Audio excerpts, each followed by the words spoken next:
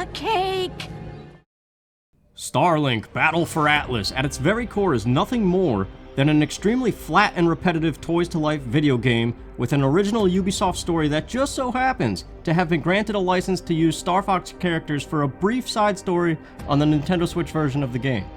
It is ridiculous to call this a Star Fox game, and even more absurd to boldly claim it to be the definitive Star Fox experience, as so many people on the internet have shouted with minimal research into the franchise.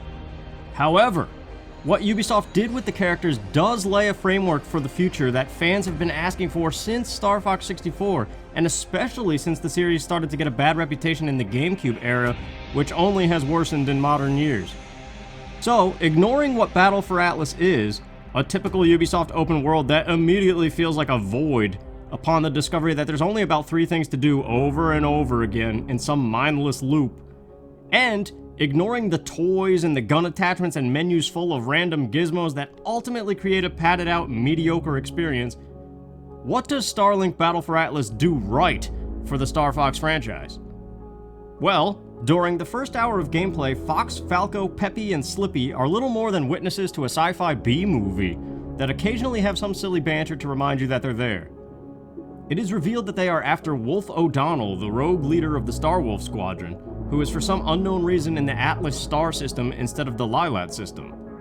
Once this full side mission becomes available, suddenly it's Fox's show as the boys fill every moment with brand new and lengthy dialogue, effectively making it feel like a different game in spirit, purely from the nostalgia itself. Instead of overly serious human characters spouting random lines littered with hard-to-digest sci-fi words, suddenly it's just the 4 Star Fox guys making fun of each other in the corny and campy way we've come to expect and love. I'm heading inside. It's quiet. Too quiet. We're in space. You know that, right? I mean, I know the years are piling up, but you're not that old. Hey, I've been flying since before you even had wings. I bet you were a real hotshot back in the day. Oh, thank you, Slippy. But hey, what do you mean back in the day? This is the first thing Ubisoft got right. There is hardly any dead space void of banter when following the mission waypoints. This means the lines have to be more like communication and storytelling rather than the Star Fox 64 one-liners, which just means more screen time for the characters and potential to flesh them out a bit. I'd imagine Nintendo probably restricted them pretty heavily, but even what we do get here feels like maybe the most spoken dialogue out of every Star Fox game in the series. The characters talk out the plan of action and walk through dilemmas using their particular specialties and personalities, following the example of Star Fox Assault on the GameCube, which also followed a narrative rather than simple voice lines for color. Overall, this makes the player feel more in on the adventure with the furry pilots. With this game in particular, you really feel happy to be just part of a small group of mercenaries who barely care at all about anything going on outside of why they're there. The whole galaxy is counting on us.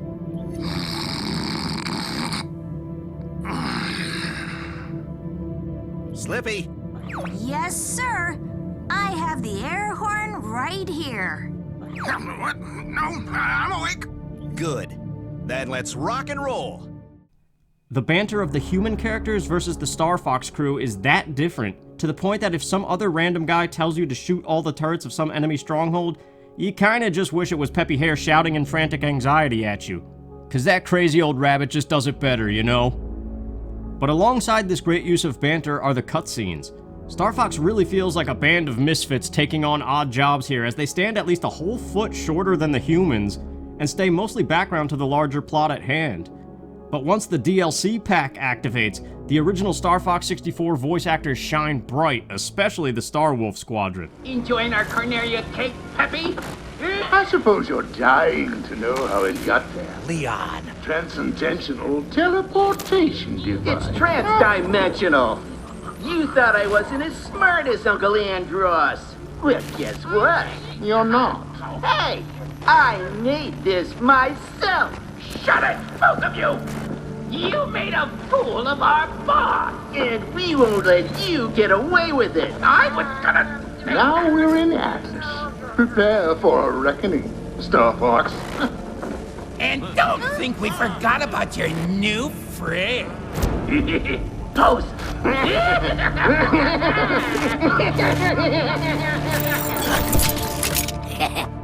need them. The cutscenes become just as full of banter as the minute-to-minute gameplay, and it all not only looks and sounds great, but feels like a proper movie or cartoon episode at times. I personally love this pull away from the gameplay to see more of these characters engaging in random hijinks, and I feel like sporadic cutscenes like this in a mainline Star Fox game could really aid the storytelling. The anime short created to advertise Star Fox Zero, entitled The Battle Begins, has already proven to us all that Star Fox works very well as an animated show, and the cutscenes in Battle for Atlas just further drive that home. The next thing Ubisoft did right for Star Fox actually comes from this same DLC pack that makes Falco, Peppy, and Slippy playable, each with their own unique ability. Falco fires a homing smart bomb at a target, Peppy has a super reflective shield, and Slippy has a massive system crash hack that takes down enemy shields and causes them to target each other. This idea of playing as each pilot is the easiest way to let them showcase the skills that they're supposed to have, but we usually never get to see as they usually just cry for help in most Star Fox games. This DLC also forces Peppy Hare to handle Pigma Dengar, Slippy Toad to handle Andrew Oikoni, and Falco Lombardi to deal with Leon Pawalski. The Order of Star Wolf rivalry is first established in Star Fox 64.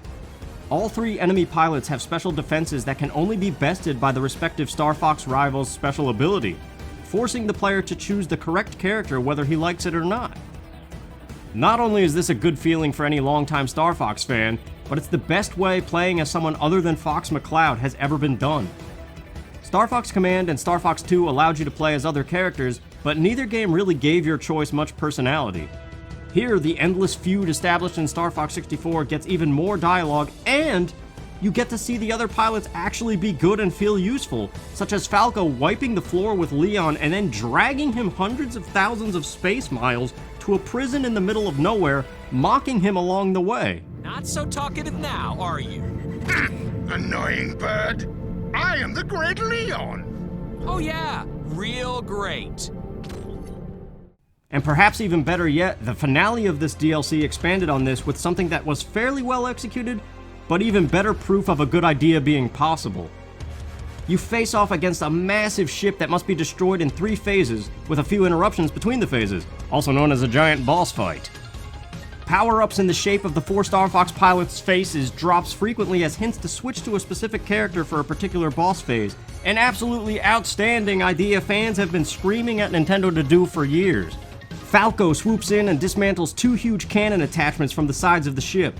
Then it's up to Peppy to use his advanced shields to stare down the face of a tractor beam and toss mines back into them to dismantle a force field. Meanwhile, the Star Wolf cronies start flying in to disrupt the progress, forcing Slippy to fight them off. Then, at the end of all things, Wolf himself appears for one last desperate attempt, meaning it's time for Fox to finish the job in a display of leadership before all 4 pilots form up and unload a bomb volley set to the Corneria theme music. But oh wait, that didn't actually happen. They didn't do any of that. It turns out for all of these phases, you can be whoever you want to be, and the faces of the power-ups that appear mean nothing. They're not hints to switch to a specific character. But the framework is there for either separate phases of boss fights requiring specific characters, or on-the-fly swapping between the characters to utilize their specific abilities. It's actually there in a game now instead of just us fans saying it should be a thing. This leads to pretty much the last of what Ubisoft did right, which also falls more along the lines of a good idea rather than outright great implementation. This one, in a way, is the elephant in the room: open world gameplay. This is by no means a necessary thing, and it can be argued that the on-rails arcade shooter style of traditional Star Fox gameplay is not dead, and helps break up the dizzying all-range mode dogfights. However, open world does lend itself well to better planetary exploration, which chains into not only expanding the lore of the planets and the Lylat system in general, but actually experiencing those places and things. Probably the coolest planet in Starlink is the Crimson Moon, which is essentially an outlaw mecca for racing and arena battles. I personally always pictured neon lights and stuff like this being possible in some gritty corner of the Star Fox planet Zonus.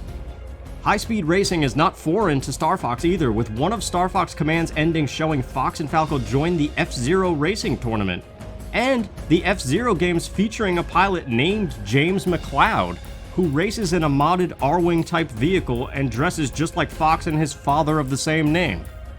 It could easily be a side quest against Wolf and his cronies in an actual Star Fox game for some type of story-based reward. But beyond that, there are so many planets in Star Fox games that we never get to see street level. An open-world adventure fusing R-Wing combat and on-foot missions as seen in both Star Fox Adventures and Assault on GameCube could really be cool, even if the on-foot stuff was just visiting shops to level up your pilots and buy upgrades.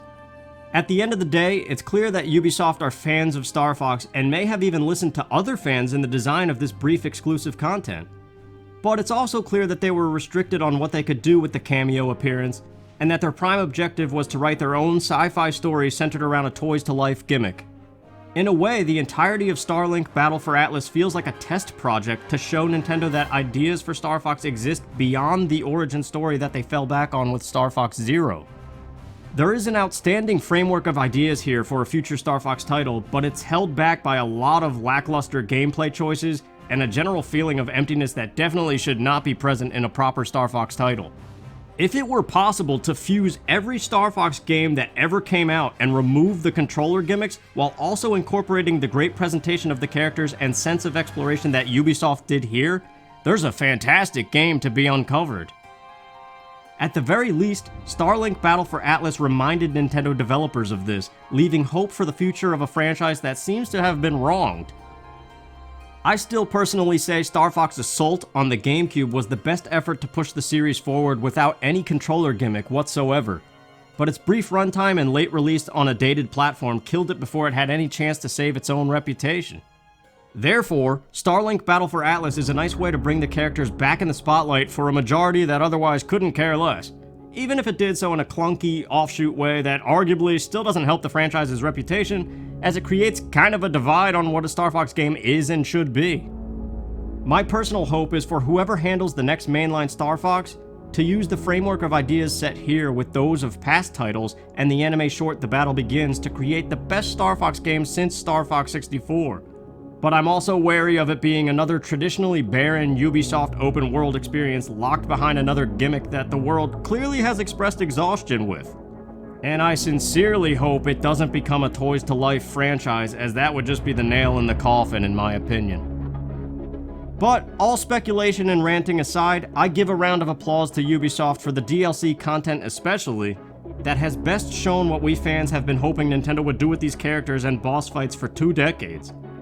They didn't quite hit the mark perfectly, but they placed all the ideas out like breadcrumbs on a carpet of hope. And they caught the eyes of the internet majority, which could prove to be a pivotal moment in the saving of this once beloved video game franchise.